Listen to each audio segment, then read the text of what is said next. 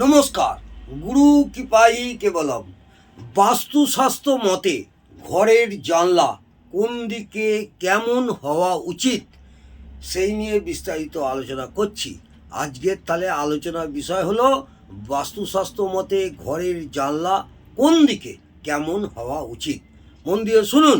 বাস্তুশাস্ত্র মতে ঘরে আলো বাতাস চলাচলের ক্ষেত্রে দরজার পাশাপাশি জানলার সঠিক অবস্থান অত্যন্ত গুরুত্ব, এটা মাথায় রাখবেন।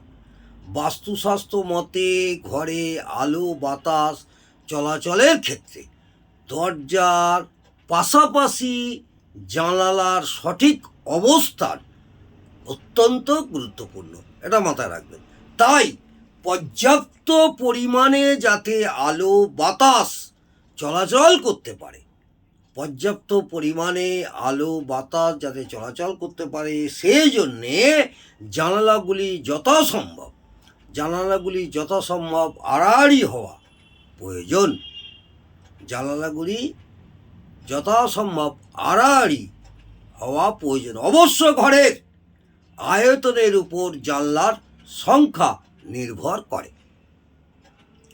ঘরের আয়তনের উপর নির্ভর করে কতগুলো জানলা লাগাবেন এবং জানলার সংখ্যা কতগুলো হবে। পূর্ব দিকে উত্তর পূর্বের পূর্ব দিক, উত্তর পূর্বের পূর্ব দিক, উত্তর পূর্বের উত্তর দিক, উত্তর পশ্চিমের পশ্চিম দিক, এই সকল দিকগুলির মধ্যে যে কোনো দিকেই জানলা বসানো বা বাস্তু শাস্ত্র হিসাবে গণ্য করা হয় বা সঙ্গত হয়, মাথা রাখবেন। তাহলে আবার বলি, পূর্ব দিক বা উত্তর পূর্বের পূর্ব দিক, উত্তর পূর্বে ঈশানকোণের পূর্ব দিক, উত্তর পূর্বের উত্তর দিক, উত্তর পশ্চিমের পশ্চিম দিক, এই সকল দিকগুলি জানলা বসানো উচিত বা বাঞ্ছনীয়।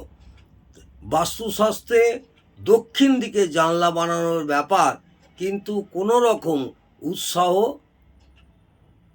পরামর্শ আমি দিচ্ছি না।